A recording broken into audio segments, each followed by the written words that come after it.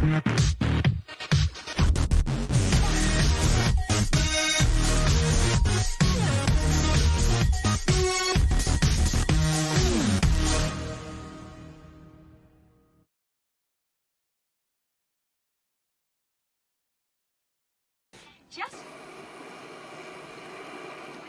impulses are being redirected.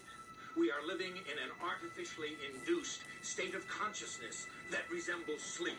Oh, goddamn hacker, that second time tonight that asshole's cut in.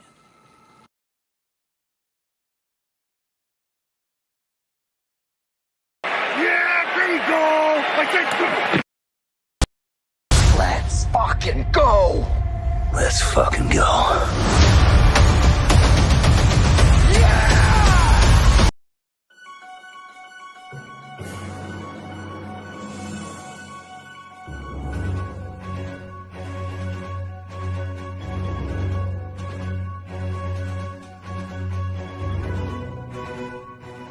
What a time.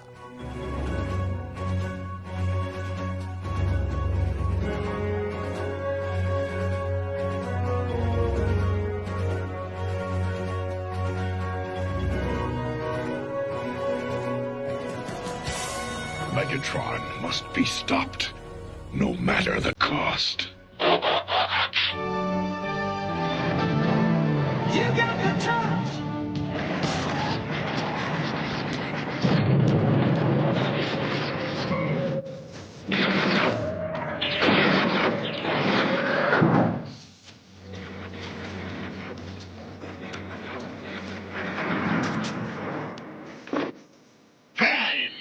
One shall stand, one shall fall.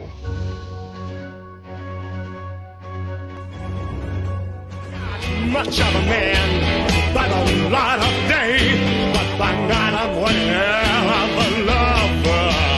I'm just a sweet transvestite from transsexual Transylvania. Here. Yes. Please. I prefer to stand. Silence! Or stand. As you wish. Wadsworth, am I right in thinking there is nobody else in this house? No. Then there is someone else in this house. No, sorry. I said no, meaning yes. No meaning yes? Get out before it gets dark tonight. You're too old to stop me. You're all too old. Mike Hanlon, if you see... Excuse me, sir.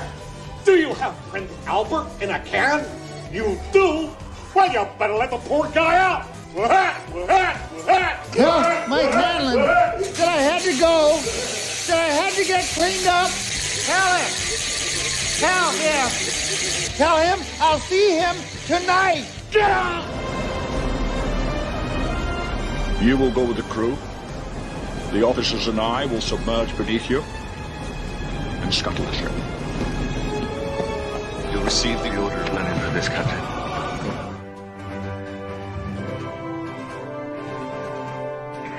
Look, I got a gun out there in my purse. And up to now, I've been forgiven and forgetting because of the way I was brought up. But I'll tell you one thing. If you ever say another word about me or make another indecent proposal, I'm going to get that gun of mine. And I'm going to change you from a rooster to a hen with one shot. Don't think I can't do... Why? I mean, look at the way you're dressed. What's the matter with the way I dress? Nothing except you look like a moving violation. Well, when you stop wearing pants, I can see your pulse through. We got something to talk about. Just a piddly squatting old-time country place. Ain't nothing too high to hold. Just lots of goodwill and maybe one small thrill. But there's nothing dirty going on. Nothing dirty. I just keep thinking about what an ale says. The Lord works in mysterious ways. What the hell's this for? It makes you pretty.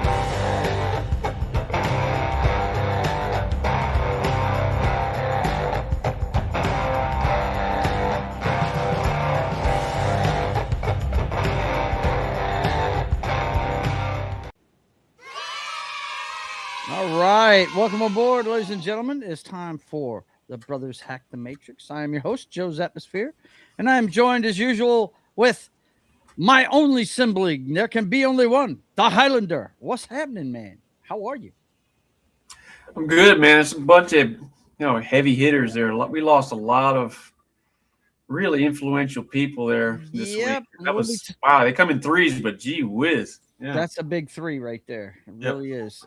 Even the lowest icon you got there had a hell of a life. You really did. So we're going to be doing something a little different tonight. We're going to do our first 3 segments that we usually do, and we'll have the Simple Jack Award winner, but we're not going to have humans being tonight because we want to concentrate on those that we lost this week because we're both really big fans of all of them. So let's go ahead and get started like we usually do. First of all, let's find out what the Hylunder is sporting tonight in his lap. You know what it is? We're still working on War, so we're still using the baritone. Dan Electro with the lipstick pickups. What's up? It's a monster. Nice. Tracking a day. I haven't tracked since Mom passed away, and finished one that I was working on when she passed. Got the 2 more rhythm tracks put down, and I put the bass line down, so I just got to do the solo. And I'm good to go. That'll be number 6 in the bag. So get back to back on track. Looking forward to hearing what you've got in store. Yep. All right. So don't forget, you can always check out Sharkin' for Pearls. He's got 7 albums out already. Everywhere where you get music, Spotify, iTunes, wherever. He's even got playlists here on YouTube. So go check it out. Sharkin' for Pearls. Apocalypto is out now, and he's working on War as War. All right, that's the boss is already talking to me. What is going on? He always has to ride me. Alrighty then. He said it's time to get started with the top of the heap, but now it's been changed to the top of the pile. Top of the stinky pile, dude. Top of the stinky pile. Yeah, I've still got to come up with a new version of this, but yeah, we know what it is.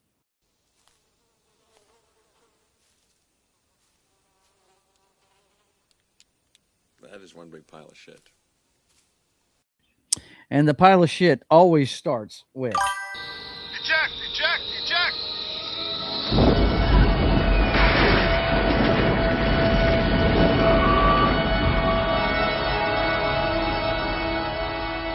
Fire on the flight deck. This business will get out of control. It'll get out of control and we'll be lucky to live through it. So much death. What can men do against such reckless hate? What can men do? Well, we could talk about it and give our thoughts on it.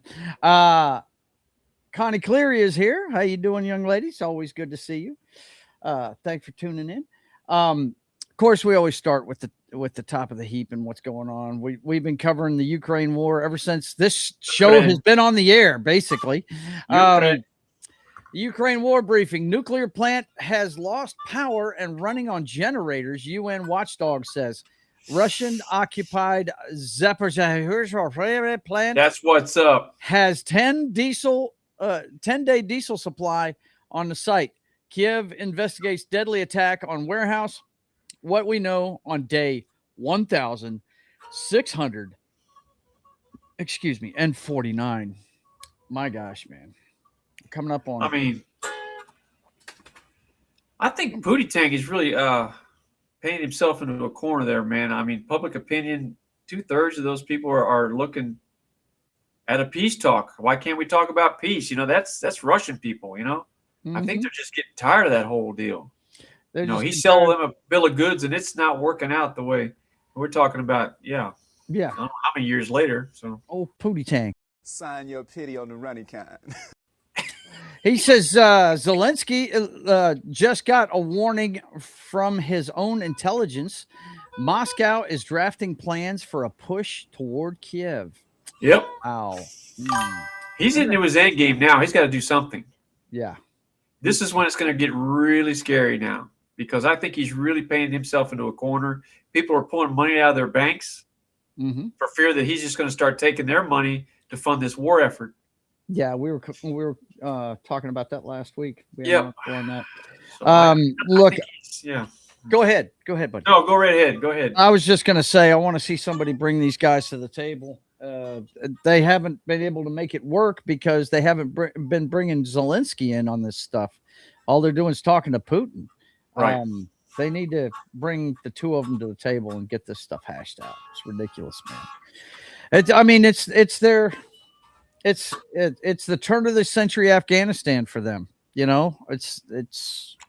We rinse and repeat as a species, man. We just don't do anything different. We just don't. And you can take it to the countries themselves. The countries just don't do anything different. Their leadership is, Russia's been here before. Mm-hmm. In about 10, 15 years, we're going to go into a country that we shouldn't be in, and we're going to do the same thing. Oh, 10 or 15 years? How about right now? Over Sure, there you go. U.S. troops have been wounded and 18 killed in the Iran war with no end in sight. The Pentagon's Defense Casualties Analysis System released updated casualty figures on Wednesday that show more than 750 troops have been wounded and 18 killed. Sure, I'm glad they updated their defense casualty analyst system. That's good that we updated that system. Yikes. Look, man, we need to get out of there. I'm sorry. That's 18 lives too many for that nonsense. Yeah, it is. It's nonsense. Yeah. U.S. Treasury Secretary launches Operation Economic Outcast aimed at isolating Iran. I don't know. These sanctions don't have look like they've worked so far. So, unprecedented campaign against Iran and its enablers, describing it as an economic onslaught aimed at isolating Iran's regime. Look, man, that's how wars get started, big time. So better watch what they're doing there. Their enablers also, I believe Russia and China are counted into that bunch. Pretty sure. If I'm not enablers, misinformed. Like a bunch of drug addicts, man. Yeah. Yep. And then we've got also the drug of choice is money and oil. Money and oil.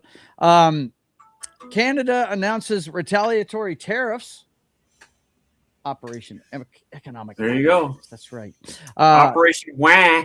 50% on you, no 50% on you. These are our leaders running the world. And he decides to change the name of Lake Ontario to Lake of America. There you go. Lake of America. That's another one of his super moves he's done recently. He's becoming a cartoon, Dan. I am super serial. He's becoming a cartoon. He really is, man. And it's a shame because it's not what we signed up for. It's not the orange cartoon.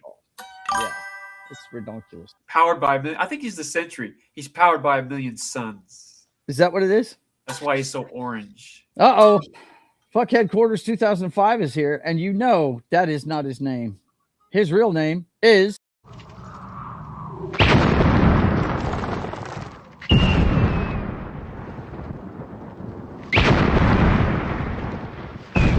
There are some who call me Tim. And he says, let's fucking go. Let's fucking go. Let's fucking go.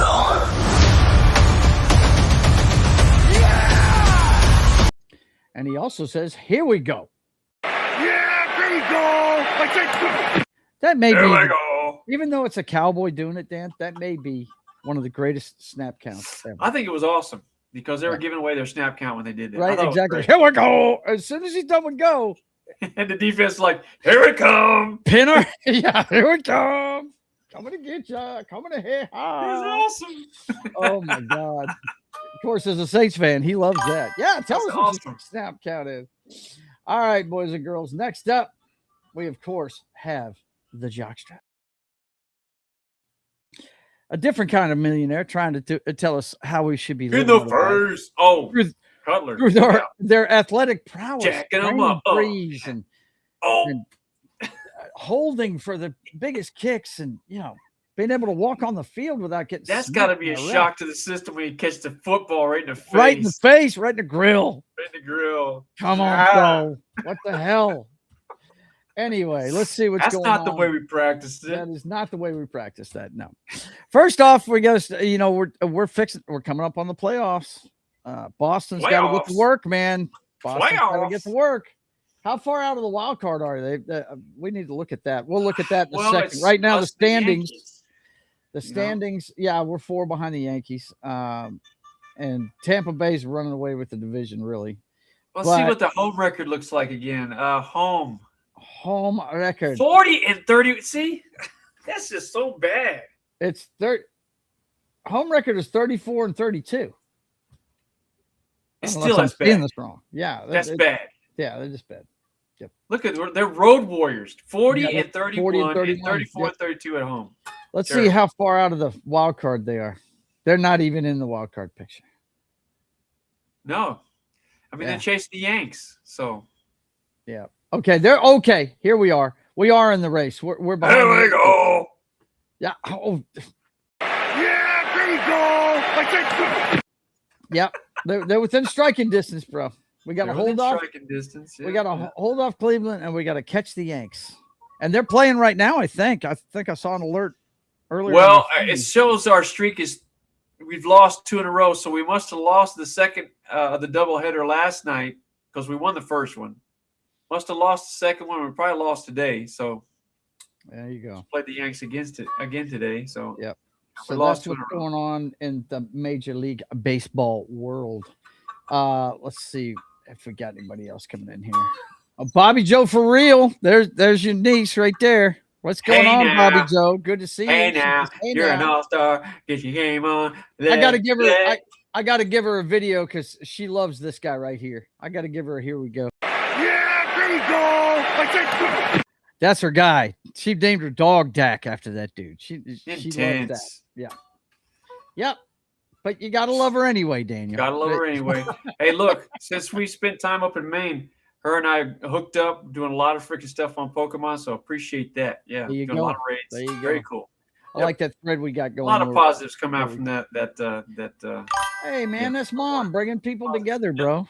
Absolutely. That's what I told people at church, man. I was like, man, she always like that. Yep. Okay, next up, SEC bans NFL players, NBA and WNBA players from returning to college athletics. Now, if you haven't heard, they were trying. Some of the players, like I think Diego Pavia is the top guy. That's the face of this, right?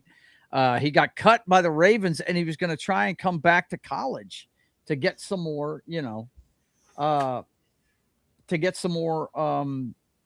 playing time, some more money out of college.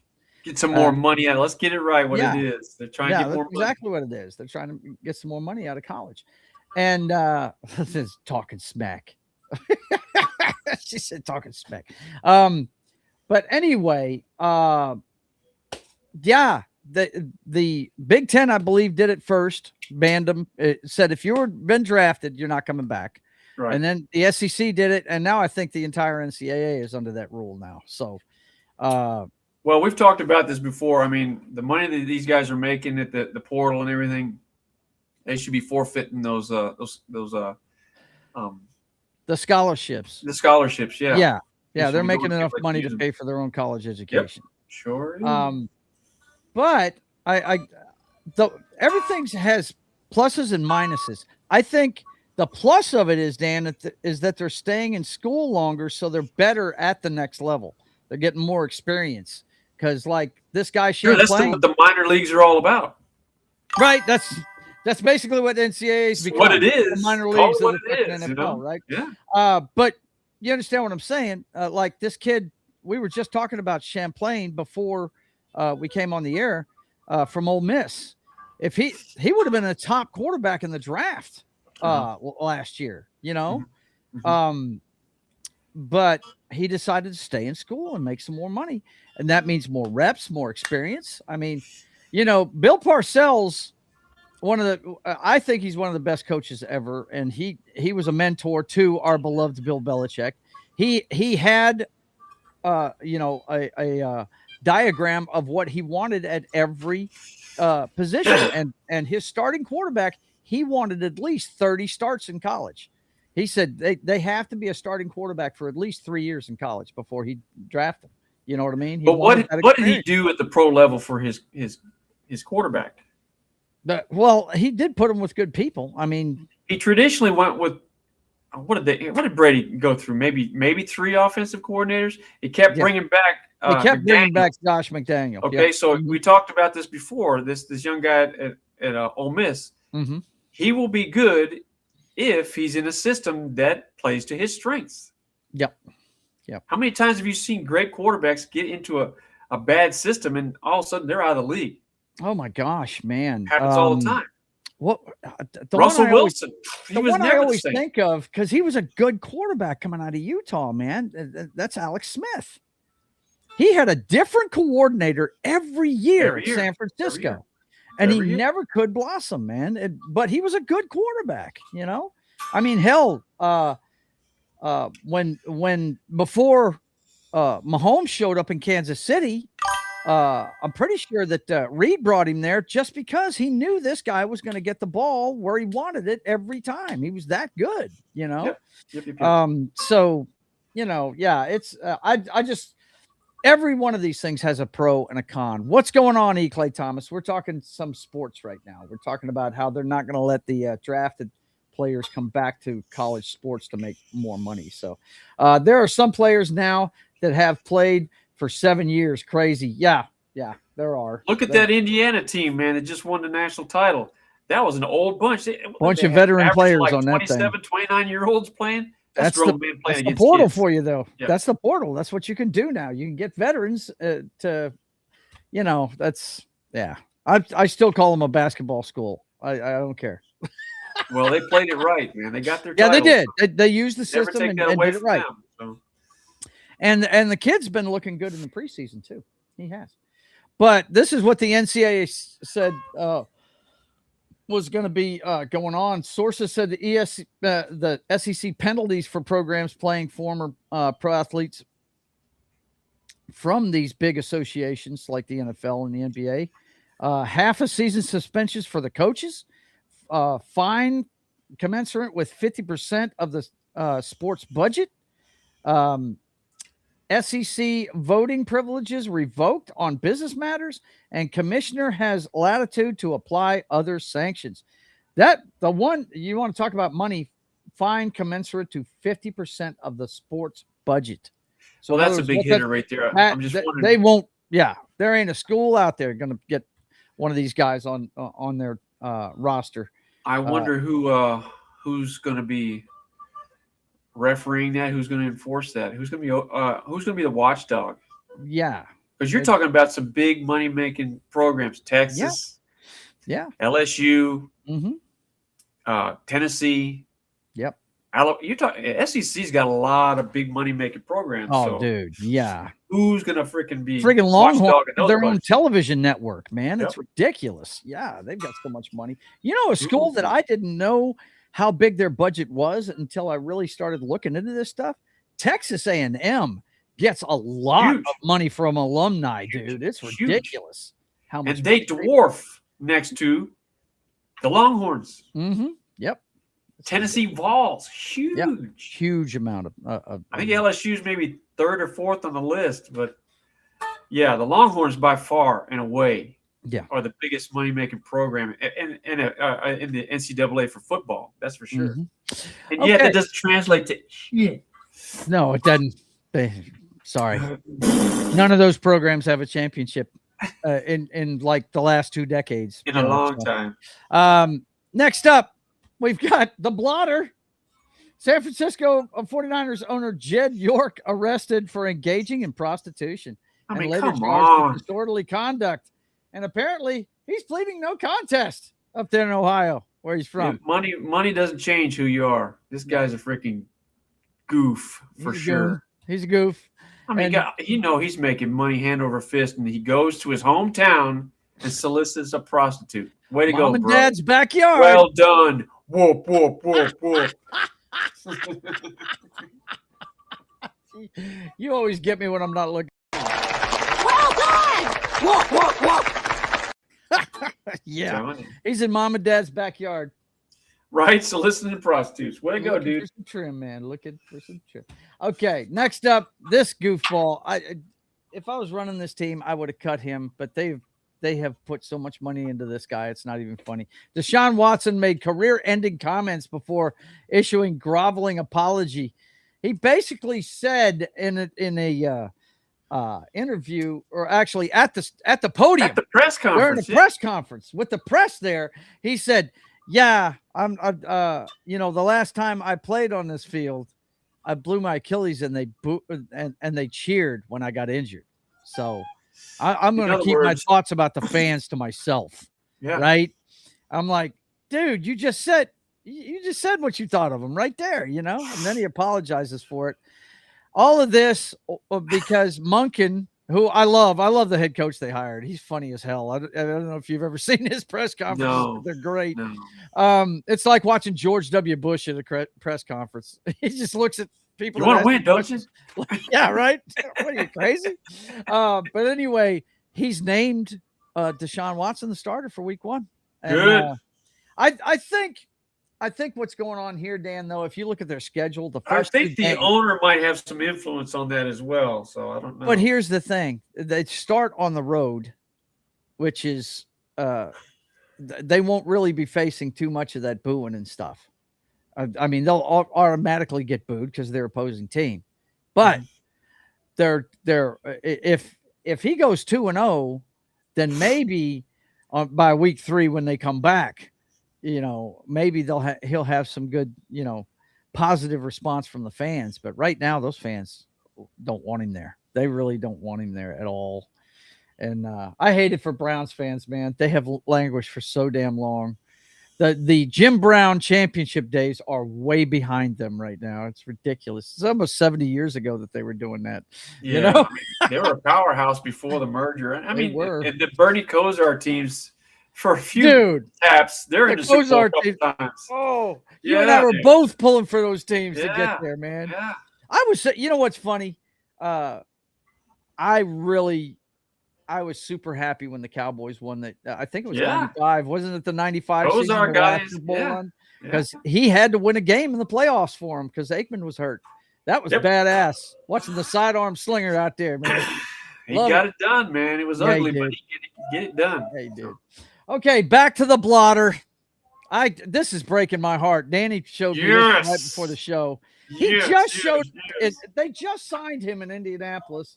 Colts player Keenan Allen arrested on charges of driving while intoxicated. Whoopsie! The incident occurred in Indianapolis shortly after 1 a.m. on August 30th. 1 a.m. Oh man, nothing happens. Nothing good happens after midnight, dude. No, it does not. It does not.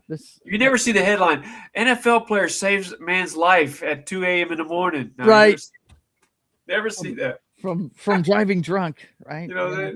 He donates $1 million to Goodwill at 2 a.m. in the morning. 2 a.m. No, not doing that. Oh man, it's just it just kills me because I like Keenan Allen. I'm a fan. I'm sure he's a good guy, man. Look at Tony Romo. I dug the Chargers when Breeze was there. I dug the Chargers when friggin' Phillip Rivers was there. And he played most of his career with Phillip Rivers.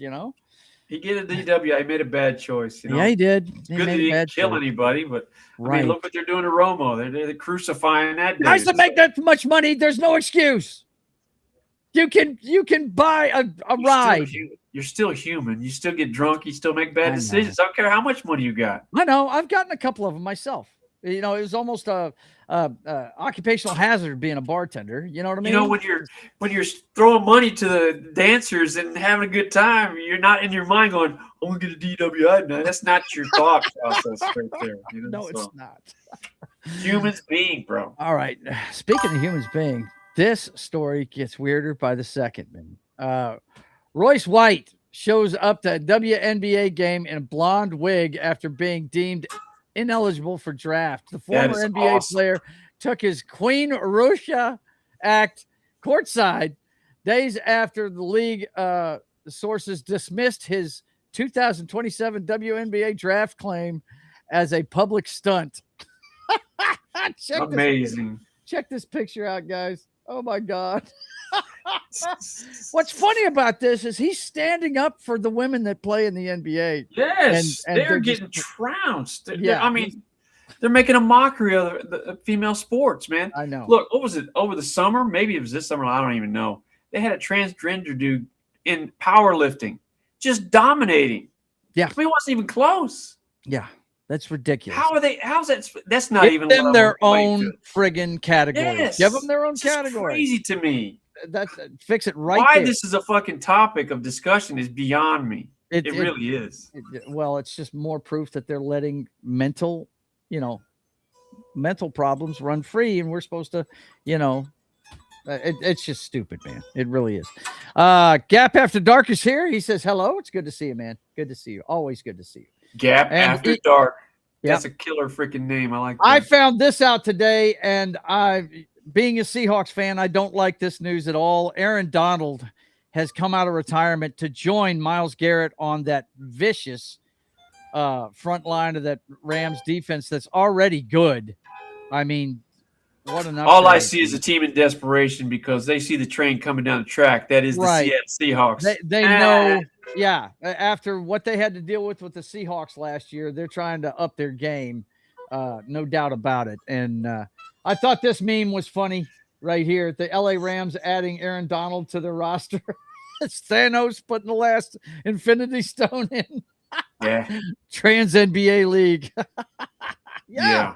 Make their own trans league. Right. If you're really gonna, back all this stuff, put your money where your mouth is. Now, how funny would that be if the trans came out with a league and they made money? They made money. WNBA doesn't right? make money. Dominated, right? Guys put up record points and shit, right? That would be hilarious, dude. That really would be. Okay, boys and girls. Oh, the boss is talking to me. He's talking to me. He said, Alrighty then. he said, that's enough of that sports talk. It's enough. It's time for the flicks. It's time for the flicks. Time to check out what's going on in pop culture. Let's get into this. This is where we're going to spend most of the night tonight. Now, I know you guys love Sodom and Gomorrah now and all that stuff, humans being and all that stuff, that craziness. But we thought it was pretty important to talk about these people tonight that we lost this week. But we're going to do the entire flick segment. Don't worry, we still have this Simple Jack Award. You're going to find out who the stupidest person of the week is, but don't worry about that. But really, we're going to spend a lot of time here tonight. First of all, we always start with the box office numbers.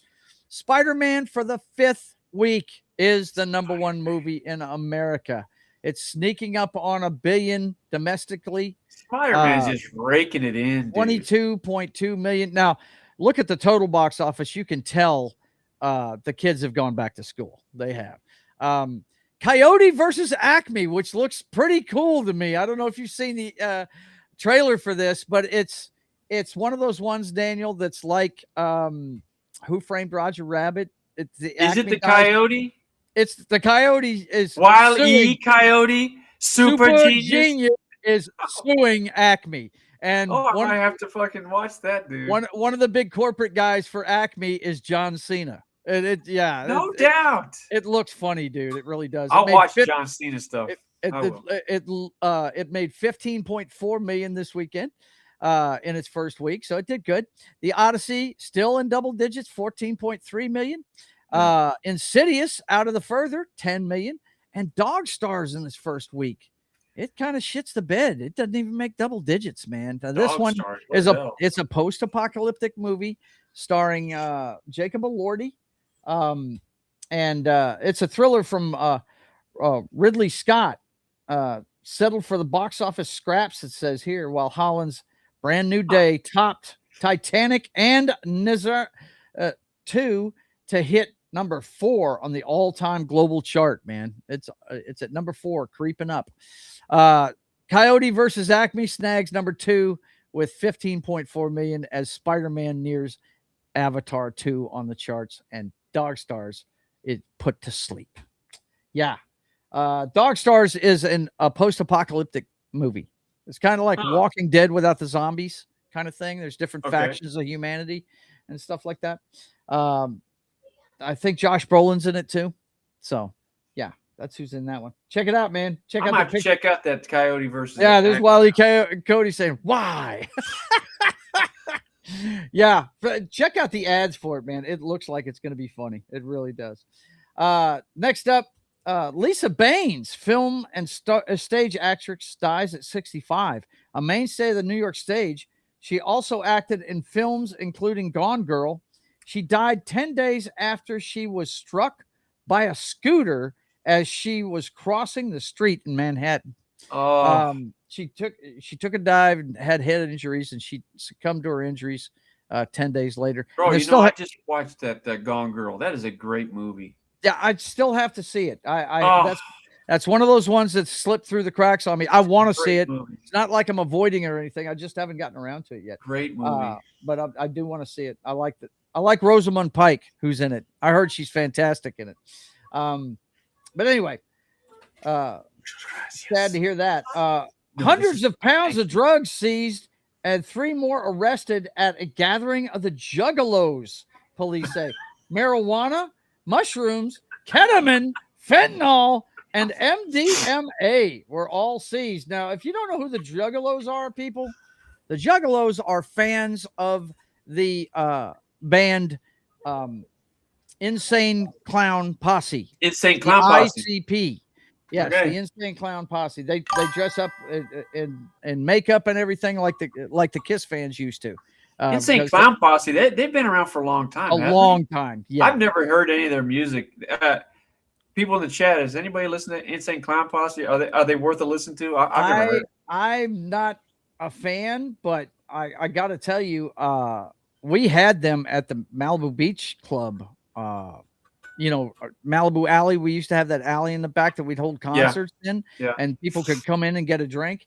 Sure. And oh my God, that place was insane the night we had them. I didn't see any of their music or anything, but my gosh, these guys. What are crazy. genre are they? I think it's like rap rock. It's that kind of thing. Rap rock. Yeah. Okay, Yeah. So, right. Anyway, I thought that was pretty funny. The Juggalos in trouble. The again. Juggalos. This right here was pretty interesting. Yeah, I love their name, the Juggalos. Yeah, They're dude. funny as shit. It's the 60th anniversary of Star Trek this month, boys and girls, coming up in September. And 60th anniversary events include original series and film screenings and Vulcan Salute world record attempt. This is from Variety. They're among the many events planned for the anniversary. There will be a free outdoor screening of the original series episode, The Man Trap, and the new Star Trek Strange New Worlds episode, Orders of Magnitude, at the Autry Museum. Extraordinary in Los Angeles. magnitude. Extraordinary magnitude. Let's see what else we got here. Can you do the Vulcan thing, dude? Of course I can. You know I can. Cool. I've always been able to do that. You know I'm a Spock fan, bro. What's up? Just checking you. I don't know. You're getting old. I don't know. Hands kind of go. We used to run home to watch this show. You know that, Hell man. yeah. Captain Kirk's the shit. You know what's up. But anyway, Entertainment Tonight will air a special ET Vault Unlocked episode on September 7th, featuring interviews with the series creator Gene Roddenberry and cast members across the franchise. That sounds pretty cool. Fans can also get into a world record attempt to be part of Star Trek history on September 8th, which is the official date it aired the first time in 1966. At the Science Museum in London, fans can join the attempt to break the Guinness Book World Records for most people performing the Vulcan salute simultaneously. That's pretty cool. That is pretty cool. Go check out this article by Variety. There is all kinds of stuff all over the world this month for celebrations for Star Trek. And we were talking. Make sure it's okay with the local mosques that they do that in London. So, just a thing. Oh my gosh! Just throwing that out there. Right. Bobby says she graduated in 06. Yeah. Maybe closer to middle school. Okay. They must be having a conversation in there about something. But anyway, Next up. Don't know if you know they're re-releasing Endgame this month, dude. Rewatching Avengers Endgame is required to understand Avengers Doomsday, Joe Russo says. The Doomsday directors make a case for going to see Avengers Endgame Encore in theaters. it's going to connect the story of the two movies. And Hollywood apparently, trying to recover its lost wages, lost money. Nope, sorry, not well, going. what they've done is they tried to they've added material to this thing. Whatever. People want to. I'm not going to see it again. Not taking my money. Don't be a sap, people. Don't be a sap. I've seen it. I've seen Endgame. I know how it ends. I think I watched it like a month ago again. Yeah, it's a good movie. It is. It's greatness. There was a great ending to something they'll never achieve again. They will never achieve what they did with those first 23 movies. My dude gets up off the ground with his busted shield and rips that thing down. He's ready to go, and you hear that. That's the best callback in the whole movie, because they had callbacks to every movie, and then you heard Falcon come through and say, on your left. Yeah, that's what's up, fool. I still maintain that is the greatest friggin' MCU movie ever made. It's killer. It's The killer. Winter Soldier is my favorite one. And I'm a huge Spider-Man fan, but nothing tops The Winter Soldier. That one is an awesome movie. But anyway, it's being re-released, so go check it out on the big screen if you want to check it out again. And apparently they've got added material that's supposed to link it to beans are the wonderful fruit. You know, it would have been nice. You know what would have been nice, Dan, is that What's they would have linked the two movies with the movies that came between them. That would have been, that would have been good, I think, instead of having to see this one movie again to understand what's going on in Doomsday. That's just silly. They're just desperate to wring. They're desperate to wring some more money out of this franchise. That's what it's all about. But I am hyped for Doomsday. I'm looking forward to seeing that. It looks pretty cool. I mean, I've always wanted to see. Is the Hulk going to be there? I don't think so. Whatever. I think the Hulk's going to be in it. Yeah, I'm sure he is. Speaking of Hulks, Alan Richardson's new 103-minute action revenge thriller is an instant streaming hit. The Reacher star is breaking through on digital. I heard when this came out that it was pretty decent. The name of it's Motor City. And from what I understand, Dan, they let the visuals do the talking in this movie. Look, I'm telling you, I can count the amount of words spoken in this movie on one hand. And you do not need dialogue in this movie to understand what this movie is about. Now, I dig the fresh look at making a movie. I mean, it's an action flick. Nothing new there, but the way they shot it and the very minimal dialogue, it's awesome. I suggest anybody watch that movie. It's really good. Really good. I was planning on checking this out. Now that it's on streaming, I definitely will. I wasn't going to pay to go see it because Alan Richardson, I like the Reacher show. I dig that, but I'm not a real big fan of Teenage Mutant Ninja Turtles, which is where he came from to begin with. He was one of the guys in the suits in the 90s one. And, I don't know. I just. What? Well, he hasn't made much stuff that I'd watch. So, Did you see the one that he did with Henry Cavill? I think it's Honorable Men or something like that. I did dig that one. I dig that one. You're talking about the. You like the Reacher stuff, right? I do love the Reacher stuff. Yes. Yeah. It's just he came from Teenage Mutant Ninja Turtles, and I've never been a fan of that. So, but the one you're talking about with Cavill, that was it's a good movie. Good movie. God, what was the name of that? You know what? Let me go ahead and pop up here and bring it up because I don't want to sit here and be lying about the name of it. It was this movie right here that he's doing is a really good movie, man. I mean, he's playing a character that he's played over and over and over again. I think Ungentlemanly Warfare, wasn't that it? Maybe, I don't know. But yeah, he's playing a character that he's well suited for. Yeah, The Ministry of Ungentlemanly Warfare. That was the name of it. Yeah. Good movie. Good he's the guy. One thing I loved about it is they put glasses on him.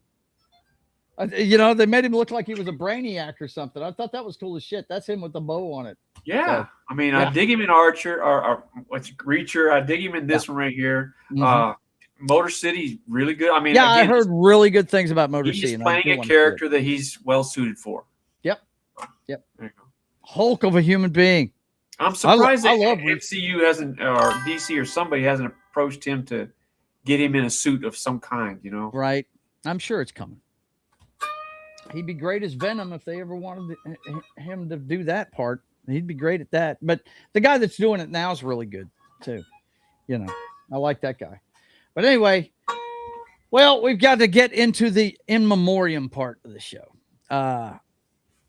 And I'm going to do it not in the order that they passed away, but in the order of, I think, importance to society and what they did and all that good stuff. To the fans, you know, yeah. First one, Peter Cullen, voice of Optimus Prime in the Transformers, dies at 1985.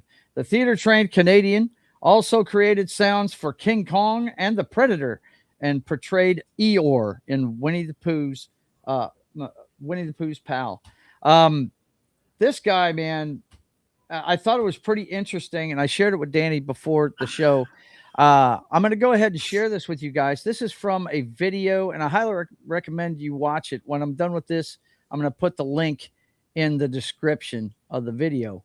But I want you guys to check out this little piece of Snarky J's video that she made about him taking on the role of Optimus Prime, where he got his inspiration for it and all that good stuff. Check this out.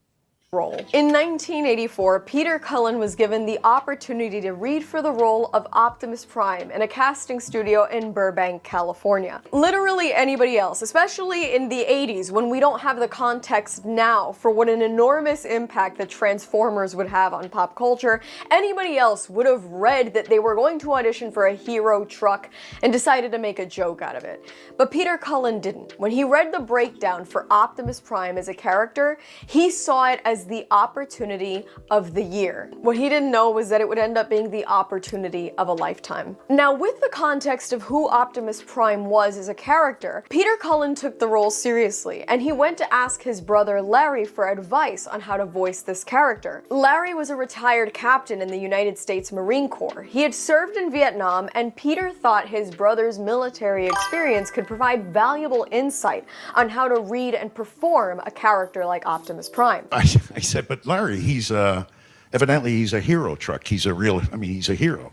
And his face got somber, and he said, Peter, if you're going to be a hero, be a real hero. Don't be a Hollywood hero type with all the BS and all the yelling and screaming and trying to be tough. Be strong enough to be gentle. Okay, Larry, yeah. So as his voice is ringing in my ears as I'm driving to the audition, and I read the copy, and Larry is just coming out. His voice, the way he talked to me, and it said, you know, I'm Optimus Prime. No, it was, my name is Optimus Prime.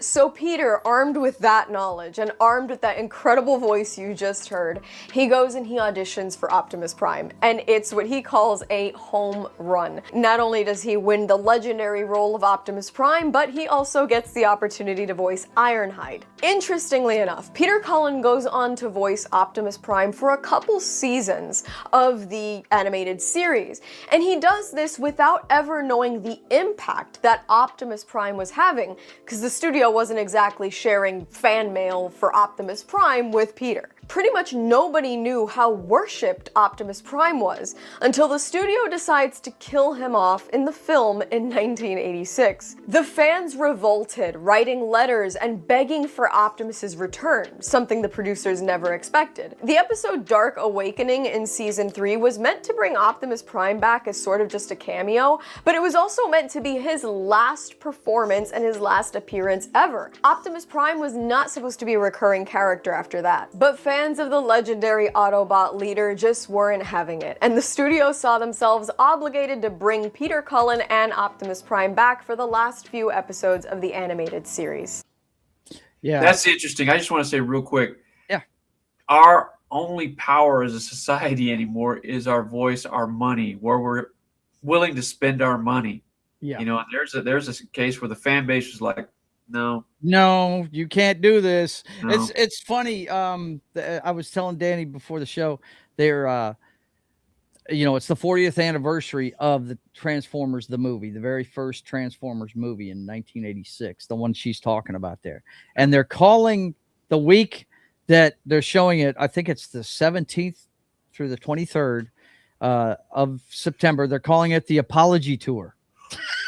Because all the kids that went to see this saw their hero get decimated in the first 15 minutes of the movie, Yeah, that's a big mistake. Huge. Yeah, huge mistake. But he went on to play Optimus Prime in all the Transformers movies that they made, starting in Michael Bay's 2007 one, which I think is the best one that was ever made.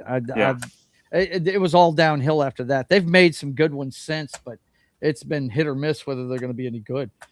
Yeah, they hit on a good cast there with the first one and a little bit with the second one. The second one wasn't bad, but it's amazing what a cast will do, man. You just can't replace the dynamic between the two knuckleheads that were the stars of that movie, Yeah. So they try, but and the story writing what he's talking about Shia LaBeouf and Megan Fox now. Yeah, that's what he's talking about. Wahlberg did a couple of them. He did one good one, I think. Yeah, they were okay. But yeah, the first one. Let me tell you, you watch that first one, and the CGI they did in that movie. There was so much attention to detail in it. It looks better than some of the stuff they do today in a lot of these movies, man. You ever notice in movies today, Danny, they'll make things really dark so they don't have to put too much detail in the shit? Sure. That movie is vibrant. It jumps off the screen at you, man. How realistic. And they set the bar, man, for CGI because I watched Kim and I, we rate all the action movies against Ghost Rider 2, which Ghost Rider 1 was good. Ghost Rider 2 was garbage. You talk about CGI. They didn't even try in that movie. So, the things that they were doing that Transformer. Because look at the subject matter. These are transforming robots. They had to be spot on, right? And they did a really well job. Really good. But what's funny is you look here and he's uncredited. I can't believe he's not credited in the Predator movie. Right? Right? He makes all the clicking noises of the Predator and everything. I mean, that's iconic, bro. The menacing sounds of the Predator, and he wasn't even,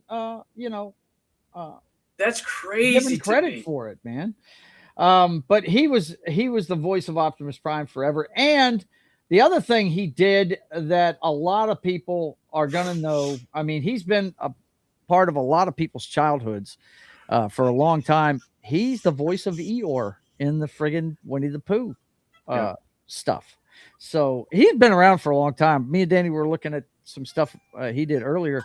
He was the announcer for the Smothers Brothers show. Yeah. I mean, that's back in the day, guys. And me and Danny watched that when we were kids. Yeah. It laughed our asses off. I didn't watch, I wasn't a big fan of Transformers, but I did appreciate the movies. And I remember going with Kim, and she was just hyped that the guy was still doing the voice for Optimus Prime. I mean, there's just nobody else that can do that. I mean, that same girl that was doing that video, she's only in her 20s. She's like 26 years old. And the first one she saw, she was a kid when she saw the one in 2007. And she said to this day, when she watches that movie, she gets chills when he starts talking. The scene in the alley where he transforms and starts talking to Shia LaBeouf. She said it just blew her away, man. And the fact that he modeled the voice after an actual soldier that had been in combat in Vietnam. Yeah, the guy understood what a real leader sounded like, and he took that to heart, and he did. Very amazing job, cool. right? Very cool. Yeah. Those of you with a cocktail, pour one out for Peter Cullen. He is something else, man. Rest in peace. Rest in peace. Rest in peace, brother. We will be watching your stuff forever because you were one of the ultimate heroes in Optimus Prime. That's for sure. Next up, that passed away this week, Tim Curry, the outlandish star of the Rocky Horror Picture Show, dies at 80. The 3-time Tony nominee terrified audiences as Stephen King's It and was a prolific voice actor as well. This guy has over 245 credits. And of the three, this one right here was my favorite. I mean, huge Pennywise, huge It fan, huge Clue fan. Those two movies jump out for me. I've only watched Rocky Horror Picture Show maybe 5 years ago. I remember you watched it a lot. I used to go see it at the midnight movies every other week. I love that. My favorite ones by him were, Pennywise the Clown and It and Clue. I also liked him in Congo. Hell, I liked him in Red October. The guy was a solid actor, man. Really good. Really good. He was. Tim Curry, well, he ate up he's one of those guys that ate up the scenery, man. He did. There he is as Pennywise from the It television series. Now, did you like the movies? Did you like the movies that came out? The two It movies that came out recently? Big fans of those. I think they did a really good job capturing the story. But I always default to it's in my mind, it's still a movie. It was made for TV movie, but that's the gold standard right there. That his portraying of Pennywise the Clown. And I always think about when they're looking through the old photos and a black and white comes up from Main Street in Derry, and you see him doing pinwheels coming down the street, and then he jumps up on a pole and he starts talking to the kids directly and reaches out. Yeah, I mean, the guy gave it up in every scene he was ever in. The guy sold out 100% in every role he was in. No doubt about it, man.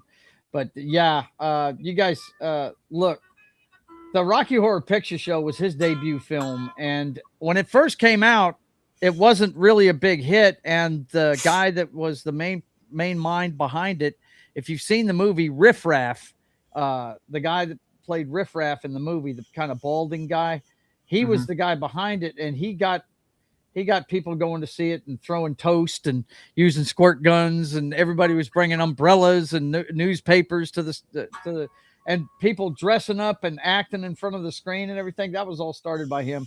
And one movie I was thinking about that he was in that I completely forgot he was in was the Disney version of the Three Musketeers, man. He's the evil cardinal in it. He's the evil bishop in it. You haven't seen that? Dude. Wasn't that Charlie Sheen and freaking Kiefer Sutherland? Kiefer Sutherland and Oliver Platt. Yes. Plays Oliver Platt. Porthos in it, man. Yes. Never watched that movie. Dude, that is a good one. It is fantastic. But he's the evil guy in it. He's great at playing as an evil dude. If you've ever seen him in the movie Legend, I have to go back and watch Legend because I didn't know he played one of those fantasy movies a lot of people forget about. Yeah, and it was early in Tom Cruise's career. You can tell because he hadn't had his teeth fixed yet. You know, if you remember, he had jacked up teeth when he first started. Is that any good to watch? I mean, yes, it is a good movie, dude. But it was kind of ahead of its time, man. People weren't ready for that shit back then. You know, now we've got stuff like The Witcher and Lord of the Rings, Rings of Power, all that good stuff. But didn't that come out around the time of what was it? 1985. What was the sword movie? Excalibur? Did it come around Excalibur? Excalibur came out 4 years before that. Yeah. Okay. Mm-hmm. All right. Yep. All right. But dude, the makeup job they did on him in this one was fucking insane, dude. Well, he was amazing. I mean, everything that I saw him in, you couldn't mistake Tim Curry. That voice was iconic. Yeah, he just took over scenes. I mean, even in the Red October, he wasn't in there very much, but every scene he's in, he puts a stamp on that scene. He really does. Who he is, for sure. He's in the Red October, and that's a top 5 movie for me. I love The Hunt for Red October. That's one of my top 5 favorite movies. Yeah. He's the one officer that's not in on the mutiny. Right. Right. Right. He is in the dark, man. Does not know what's going on at all. But for me, he'll always be Pennywise the Clown. I'm wearing my Welcome to Derry shirt in honor of him. Oh, let me see. Oh, yeah. Yes. Welcome to Derry, bro. Did you watch the series? Oh, yeah. Kim and I watched it. Was it any good? I think there's going to be a season 2. I don't know if they've greenlighted it yet or not, but it was good. It was good. This is a top 5 movie for me, dude. I love this movie. Yeah. And I love the cast in it and everything. Even though Alec Baldwin's an asshole, he's still the best portrayal of the book character that Tom Clancy created. He's supposed to be the anti-James Bond. Absolutely. He's supposed to be the guy begrudgingly going out to that sub. Right. He ends up in the mix every time. Yep, And yep. and yeah. It's not like Krasinski's portrayal of him on the series. Or Harrison Ford even. Right. I mean, come on now. Yeah. Well, who would believe that Harrison Ford didn't want to get in a fight? I mean, Not me. really, you know? Not me. But yeah, he plays the doctor of the ship here. Do they even have him listed? I'm scrolling down. I don't see He's him. right there. No, there he is. There he is right there. He plays Dr. Petrov. Yep. Right. So yeah. There's so much. I mean, we could talk about him for a while. He's the voice of the evil being, the oil being in Fern Gully. That's him. That's his voice. I tell you, what was really sad is when he had that stroke, and because his face is so animated, right? Yes. Even in just normal life, he's so animated, and to see him in that condition is like, oh, yeah. There at the end, he had a stroke about a decade ago. He's been in a wheelchair for a long time, and yeah, it was just a matter of time after that. But I tell you what, for a guy that was, you put him in a class with like a Jim Carrey, a guy that really just he animated everything he did. And he was over the top. He was, like you say, all in. Every time I found he out screen, about he him, was all Daniel, in. I don't know if you know this or not, but the movie I think it's called Muppet Treasure, something like that. He's the pirate character in it. That's him right there in that role. Sure. He is the only guy ever to be labeled a human Muppet by the House of the Muppets. Yeah, they call him a human Muppet. Yeah, it's pretty wild. Yeah, there it is, Muppet Treasure Island. That's the one. Yep. Sure. Clue. That's another one we hadn't even touched on. Oh yeah, Clue. I'm a that big fan movie of right Clue. there. Huge fan. It's one of those movies that's pretty damn funny. It's based on a board game, and it plays into that. You've got this guy with in the hall with a candlestick and stuff like that. Sure. But what was cool about this one, they got repeat viewings out of it because it had 3 different endings. Yes. Right. Yes. So there was you were going to see a different ending depending on what. That's another what you would consider a cult classic movie. Yep. I mean, it really is. And there he is right there as the butler. He's really good in that movie. Wow, but when he's allowed to have a starring role, he really carries it, man. He really does. He does. He carried this movie for sure, man. No doubt. I mean, the supporting cast is good, but he it's a monster cast. Monster cast. Yeah, it's a great one. We could go on and on about Jim Carrey, Carrey, but Tim Curry all day long, Curry. man. Yep. He will not be forgotten. That's for Rest sure. in peace, brother. Yeah. Rest in peace. And I know you're probably not a big fan of the Rocky Horror Picture Show, but you got to recognize the talent. The guy, first of all, he went 100% into the role, and the singing voice the guy has. I mean, wow. There's 2 people that I remember from the Rocky Horror Picture Show. It's Tim Curry, right? And Meatloaf. Those are the 2 guys. I mean, it had a great cast. Don't get me wrong, but those are the 2 guys that I remember from the Rocky Horror Picture Show. Yep, absolutely. Pour one out for Tim Curry. Then probably the most iconic person that we lost this week, though, is Dolly Parton. And on this week's State of the Atmosphere, I concentrated on her movies and what she did in the movies. But great singer. She's I mean, what can you say? I don't think we're gonna have she's like a country Barbie, man. Well, I tell you what, she made her bones singing, right? Right. But second half of her career, she made some really good movies. Yes, she did. What's funny is people were telling her she needed to change her image, right? To if she was going to get in movies, she said, "Hell with that! I'm just going to be myself and market myself." Yeah, and sure enough, man, she ended up making some great movies. Dolly Parton, country music legend, dies at 80, just 4 days after saying, "I still have so many things I want to achieve." Yeah. That's the engine that just doesn't stop. I mean, you look at anybody that's successful at anything that they do in life, they have an engine that just does not stop, It's always on to the next. They don't look back. They're always looking forward.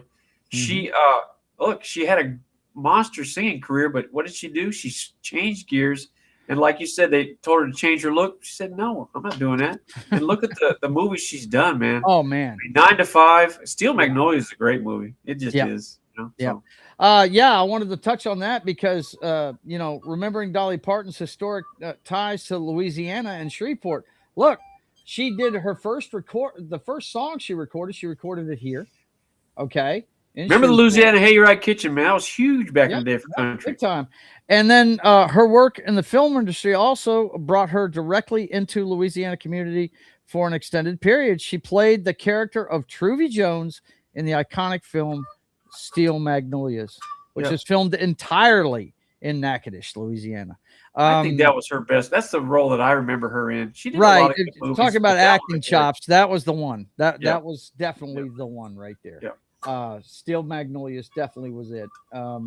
But 9 to 5 is probably my favorite movie she ever did, because any movie's only as good as the villain, especially in a comedy. Oh man, Debbie Coleman. Debbie Coleman, not forget about it. Park, man. Forget about it. Yeah.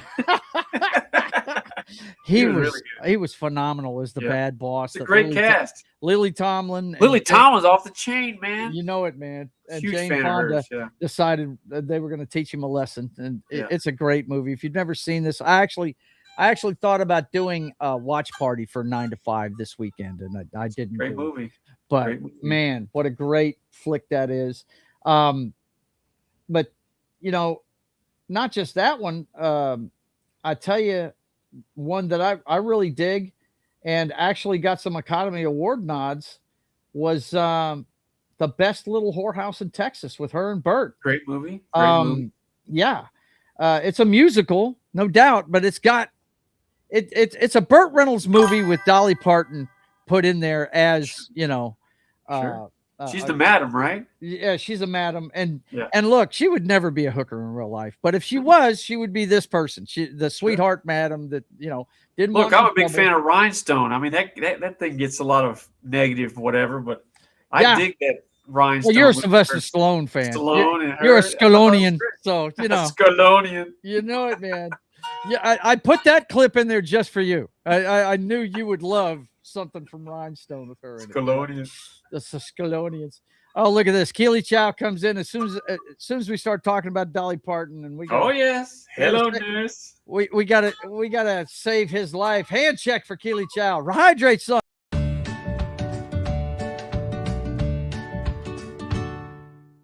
But your eyesight, bro. There's no way that guy can see anything.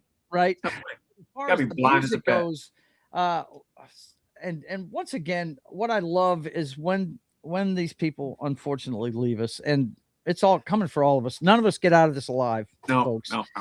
But when it does, you remember them and you start looking at the stuff. Sure. And the two big hits she had as a country music singer were Jolene, of course. Yeah. And that one was inspired. She walked up on her husband, Charles Dean, who she was married to forever. She laid him to rest last year after a battle with cancer. And a lot of people say that she neglected her own health during that when she was taking care of him. So that's what happens. A lot of them say that's why she's gone now, and so a little bit earlier than they expected. But she walked up on Charles Dean at a counter at a restaurant, and the girl behind the counter was flirting with him. Oh, and that's inspired her to write Jolene, and it's so funny. A friend of mine named Christian DeLorme, we just celebrated his birthday. Today is his birthday. He's 55 today. Shout out to you, Christian, if you're out there. Happy birthday to you. Happy birthday. But I was on his stream last night. We had a ball, having a good time. And anyway, he put some stuff in the thread. He put pictures of her from Best Little Whorehouse in Texas. You know how hot she looked back then, right? She's a voluptuous, curvy woman, friggin' Dolly Parton. And he said, "What the hell is this woman worried about Jolene for?" You know what I mean? I know what you mean. She set the standard, man. She set the standard for sure. Yep.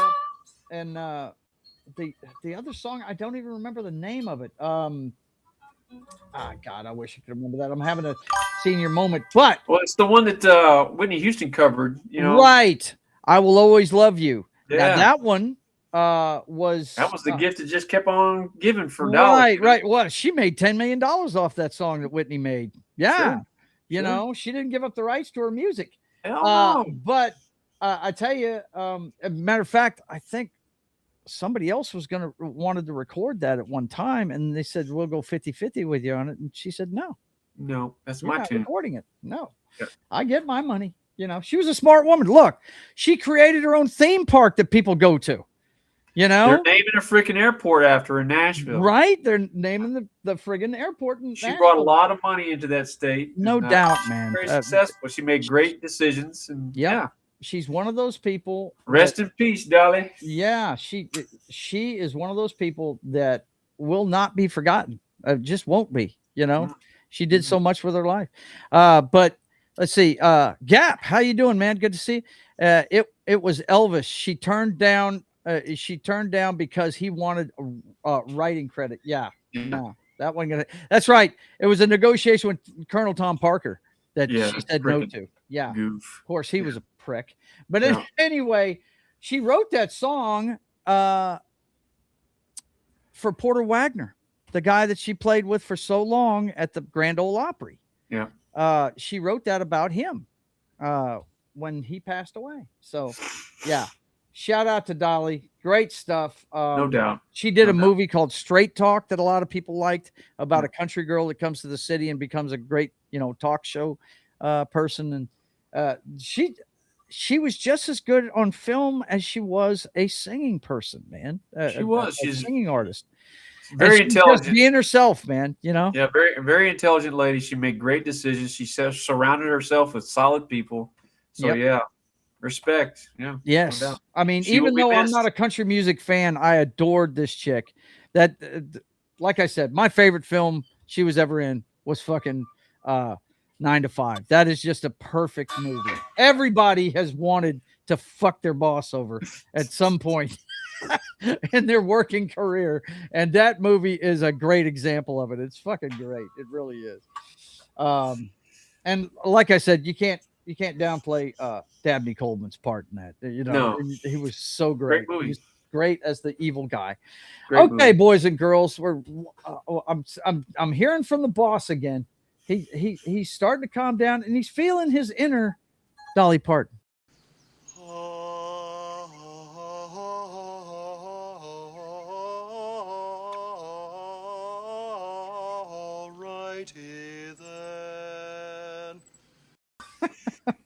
He's telling me he's worried about me. Don't worry, our segments will be back next week. They will all be back. Okay. Yes. But we wanted to spend a lot of time on the three icons. Three major icons from our generation that that will be missed. Every last one of them. Like Danny said, he's not a big fan of the Transformers animated series, and he's probably never seen the animated movie. But dude, I would recommend the week it comes out, between the 17th and the 23rd this month, treat yourself to Transformers the movie. It is a very cool. It ranks up there with Heavy Metal as one of the best animated movies ever made, dude. It really is. It's fantastic. And it's because it had an adult slant to it. You know what I mean? They'd made these cartoons basically for kids. And then when it hit the movies, you had guys getting wiped out left and right. And it was a war, man. The war for Cybertron was on, dude. It was crazy. But anyway, treat yourself to that. And of course, Tim Curry, we already said everything we can say about him, and Dolly Parton too. These are people that will never be forgotten. That's why we wanted to take up most of the show with that. But the boss says, look, I want you to go ahead, get your helmet on, get the pads on, prepare yourself, gird your loins, because it's time to turn out the lights.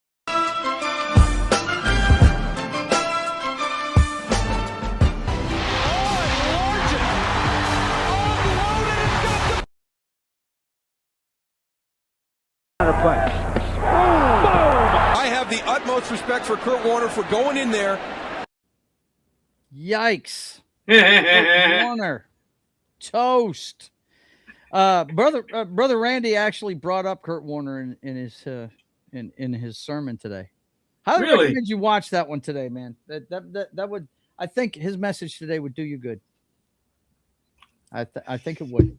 It's all about. I used to tune in, and somewhere along the lines, I stopped tuning into the Bel Air morning service. Well, he's only got 4 sermons left, dude. Sure. His last one's on the 20th. Yeah. I'm doing a port. Well, I hope he's not. And they've already voted the son in to take his place? His son's taking over. Yep. Which I dig. I'm glad to see that. We were talking to his wife this morning, and very happy about that. So anyway, I don't have a final word tonight, guys. My final word is remember these guys. Remember Peter Cullen. Remember Tim Curry. Remember Dolly Parton. They were all great in their fields, and they will not be forgotten. And I highly recommend, if you've never seen it, go see that Transformers movie. It is a special flick. It really is.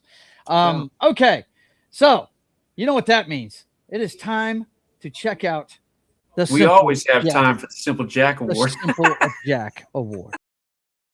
It's that award that my brother gives out every week for somebody that's trying to do the right thing, but just can't quite get it right. Kind of like Simple Jack here, trying to catch the butterflies, but he just can't quite get it right. And this week, it is a special, the mac and cheese laundering edition of the Simple Jack Award. That's right. I'm not talking out of school. This guy was laundering mac and cheese. Yes. Is that crazy or what? Danny's dying over there. Maniac. I came across this. Just remember, this is his award. He comes up with this stuff. Okay. I'm going to read the headline and he will fill you in on what's going on here. You're not going to believe this. Yeah. I came across this former Chick-fil-A worker who stole $80,000. $80,000. The way Burt Reynolds said it, Smokey the Bandit, $80,000 in mac and cheese scheme explains why. Go ahead, Dan. So this guy was employed by Chick-fil-A for 7 years. He loved working there, and something went sideways, and he got let go. And he would keep going in there, and what he noticed was one of the registers was left unattended quite often. So what he would do is, being a former employee, he knows pricing and all. He would go and charge a delivery of mac and cheese. I guess the minimum charge for delivering mac and cheese to big parties is $100. So he would charge this, and then he would refund the money back to his own credit card to the tune of $80,000. So he went full retard on a fast food scale, and that's all I have to say about it. Never go full retard. Never go full retard. Never go full retard. He even said he got 3 years. The guy got 3 years for doing this. And he even said, I'm a nice guy and people like me and I'm funny and I'm hoping that when I get out, I can go back to work there. Wow. Full retard. Somehow, sir, $80,000. $80,000. $80,000 reasons I don't think they're going to have for you them back, not man. to employ you again. But hey, keep dreaming that little dream. You never know. Dreaming. It Second might chances, work out bro. for you, man. Wow. My question is this: how do you leave a register unattended at Chick-fil-A? That I don't. Sounds like you might have an inside guy there. Somebody that's just going to say, yeah, because they got him on their surveillance camera right at the register doing his thing. Right. I don't know, Dan. That's pretty wild. But anyway, it's pretty wild. Weird, wild stuff. Weird, wild stuff going on. Okay, boys and girls. At Chick-fil-A. That is it for this evening's entertainment. I hope you enjoyed it. Let's let you know what's going on with the channel. First of all, don't forget, if you want a commission done, go to my website, JoesAtmosfere.com. There's an email down at the bottom where you can start corresponding with me about it, and we will get it done for you. I ship anywhere, okay?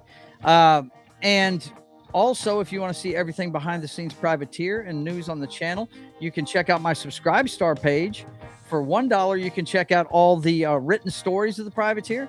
And for $5, you can check out all the artwork I'm doing on the comic books. So go check that out at Subscribe Star, Joe's Atmosphere. And then, of course, you've got Atmosphere Comics on Kindle, Amazon Kindle. You can check that out over there. I've got the 0 issue up there for a whole $1. One thin buck. I buy that for $1. So anyway, definitely those are ways you can support the channel. Let's let you know what's going on with the channel and what we're going to be doing this week. Of course, you know the Brothers Hack the Matrix every week at 6 p.m. Central Time when Danny's available. I think he'll be available going forward. We'll see. He's changing up things at his job, but we will work around it if we have to change the time. Yeah, it should be good to go for Sunday evenings because I'll be on night shift. I'll be actually working the swing shift Monday through Friday, so I'll be good for Sunday nights. Okay, so look forward to this next week at 6 p.m. Central Time as we give you everything you need to know about the clown show that is 2026 through today's headlines. And then, of course, tomorrow morning at 10 a.m. Central Time, it's time for Military Monday on Pop Culture Minefield with Gary hosts. Anima, Martin, and myself are regulars on that one. Pope shows up occasionally when he's not working. But tomorrow morning, it's Bill Murray week, and we're going to be talking Monument Men. This movie about the guys during World War II trying to get the precious artworks out of the war zone. You guys come check it out. Monument Men tomorrow morning on Military Monday on Pop Culture Minefield's channel. And, of course, Tuesday night, it's time for the third part of my playthrough of Stellar Blade on Papa Joe Gamer After Dark. Video games, cocktails, and fails. Come watch me fail at a video game. It's a lot of fun. That is a great picture of Joe John right there. That's awesome. It's my favorite. Danny loves that picture because I'm like, huh? Really? I remember when you took it off there, and I was like, wait a minute. You got to put that back on there. Yeah. So anyway, look forward to that at 10 p.m. Central Time on Tuesday. And then Wednesday, I start off over on Pop Culture Minefield's channel on Wednesday afternoon matinee as we talk about a great movie every Wednesday. And this week, it's going to be Rushmore starring Bill Murray that we've it's a monster movie right there. It is a really good movie, but isn't he an author in this one? An eccentric guy, something like that? I can't remember. No, Bill Murray, he owns a steel plant. Is that what it is? Okay. Yes. I may not have seen this one. I'm definitely going to be watching. Don't let anybody hear that you haven't seen Rushmore. Well, I'll be talking about this Wednesday, so I'll have to watch it. So look forward to that over on Pop Culture Minefield's channel at 3 p.m. Central Time on Wednesday. And then, of course, it's time for State of the Atmosphere. And we'll be talking about Tom Cullen again on that show this week. Also, we're going to be talking about the extended look on Grand Theft Auto 6 that they showed on Netflix this week. A review of this week's episode of Lanterns. We got a lot going on Wednesday. It's the pop culture show we do every week. State of the Atmosphere. Look forward to that at 5:30 p.m. Central Time on Wednesday. And then, of course, on Friday, it's time for Sketching the Privateer. And I don't have a thumbnail up here for it, but that's okay. It's my comic book. Well, it happens that way. That's my comic book show. You guys can watch me draw the comic book live every Friday at 1 p.m. Central Time. What is the name of your comic book publishing company? Atmosphere Comics. Okay. Yeah, Atmosphere Comics. Anyway, do you have a logo for that? Yeah, it's the same one I've been using forever. It's the Star Girl. It's the girl with the time piece for the next. Yeah, cool. But anyway, I'll show it to you off air, man. Anyway, look forward to that 1 p.m. Central Time on Fridays, and then Friday at 8. You want to head back over to Gaming Night with John? I'm not sure. I didn't see it this week. Did they finish Baldur's Gate? I'm not sure, but John will be playing a game this Friday at 8 p.m. Central Time over there on Pop Culture Minefield. So go check that out. And Saturday night, I haven't made a thumbnail for it yet, but Kelly's Heroes is the watch party this Saturday coming up at 7 p.m. Central Time. The Clint Eastwood classic with Telly Savalas and several others in it.